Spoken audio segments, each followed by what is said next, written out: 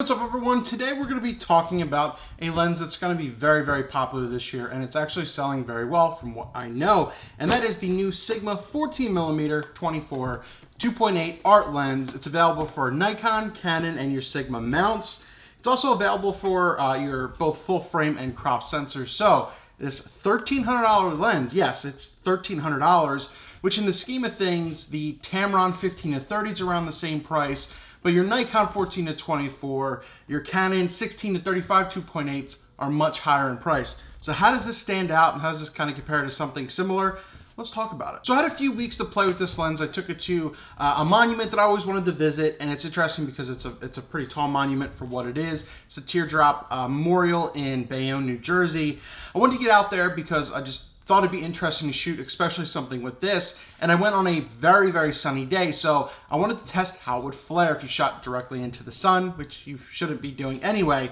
But if you really want to test out a lens, this is the way to do it. I shot right into it, as you'll see in some of the photos. It flared, but not much at all. But I also wanted to see how the distortion was on a wide angle lens like this, because Sigma claims it's pretty minimal for what it is. And the distortion on this lens is actually pretty good, and it is pretty minimal.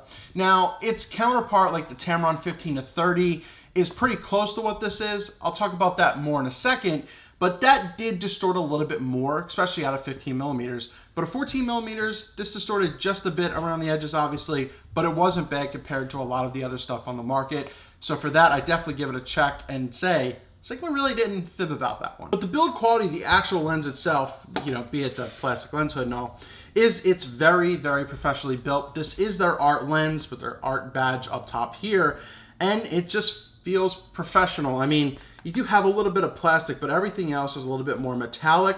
You do obviously have a metallic back, weather sealed, and you can really go from there with something like this. The zoom ring, fine, works great. Now, this is not an internal zoom lens, so you can actually see the element move and you zoom a little bit, and it's really just going inside the hood. Now, the one big thing you'll notice is that the hood right here, it's that you can't use obvious filters on something like this because of the way these wide angles are. And for that, you obviously can't. You would need to use some adapter that slides to the back that you can attach a bigger lens filter to the front. That being said, the only really gripe I have about the design of this lens, and I'm not the only one to talk about it, I did this in my first impressions and unboxing, and there were a few people down in the comments that also said they have the same issue, is that the zoom ring is rather tight for what it should be. Like, you actually have to put effort into doing it. It's a very minor thing, but it's just a slight annoyance for something like this. I mean, $1,300, who cares? But if that's something for you, if you want to do something in video and you're zooming for some reason, keep that in mind. It is a little tight, and I guess after some usage, I guess it might loosen up, but this is my third time using this type of lens, and they've all had the same thing. So just a tight zoom ring, be it what it is. So going back to the distortion and how it looks, especially when I do the brick wall test. With the brick wall test, you can see how the lines are, and you can see how the corners are, especially when you're wide open. Because one of the big things about wide open lenses is, well, how sharp are they? The center is usually sharp, but how are they when you're at 14mm at the widest end, or 24mm at the at the telephoto end of the lens? And at 14mm, we'll go through right now. The distortion, once again, it's pretty good for what it is. At 2.8, you will notice that it is a little bit blurred in the corner. Once again, pretty much expected, but the center is tack sharp. You get to f4, it pretty much goes away, and you get to f8, and it's the same. Now, going to 24mm, and back at 2.8, and you will notice at the corners, it is noticeably sharper. And then as you go up, it obviously stays sharp throughout. So it does what expected, and I actually felt like it's not as bad around the corners as compared to some others in the line. But at 24mm, that pretty much goes away at 2.8 anyway, and you're good to go from there. I'm gonna also link down in my pinned post below the autofocusing test I did with this in the first impressions, so that way I was moving forward and backwards, left and right, to really kind of test how this lens tracked, especially using Canon's dual pixel autofocusing, which is one of the bigger, more strenuous autofocusing out there, because I feel like this could be a great YouTube lens. People want to do video and they don't want to pull focus. This is definitely something I see being a big buy for people, especially at the price point.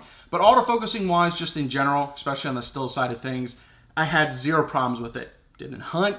It was snappy, it was accurate, it was very fast, and really nothing else to be said. This is a very, very good lens for $1,300. There's really only two, in my opinion, around the same line, this Sigma 14-24 and the Tamron 15-30.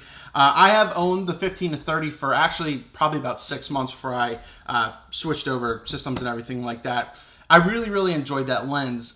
It did distort a little bit more. I'll link that review down below if you want to go check that out. It did distort a little bit more, but it was pretty sharp at 2.8 as well. So it's really kind of a toss-up between these. Now, weight-wise, the Tamron 15-30 actually felt and is probably a little bit bigger than something like this. Now, be it this is deceptive, it is relatively heavy for what it is. And even on the 1DX Mark II, it still felt front heavy. But that being said, I don't know which one to recommend because it's a complete toss-up. I do actually highly recommend this Sigma 14-24, 100%. It's well worth the money, especially if you don't want to pay the bigger price for your native Nikon, Canon type lenses. You throw in the MC11, it'll also work rather well on the Sony systems too. I just think there was a lot go with this, and I think this is one of Sigma's best lenses they made probably in the past couple years, especially since their 24-70 didn't do so well compared to Tamron's, which is an amazing lens for what it is and the price point.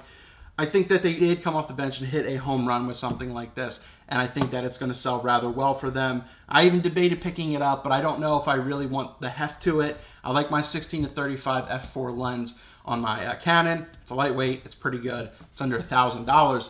But that being said, you want something a bit faster, check out something like this. I will link this down below, that way you have a direct link to it. It's an affiliate link, go be it what it is. But I wanted to thank B&H Photo for letting me test this out for a couple weeks and really get a hands-on so that way I can share it with you guys and just to give you my thoughts. If you have any questions or comments on this, please leave those down below. Happy to answer anything you want about this lens, but I do highly, highly recommend this 14-24 2.8 art lens.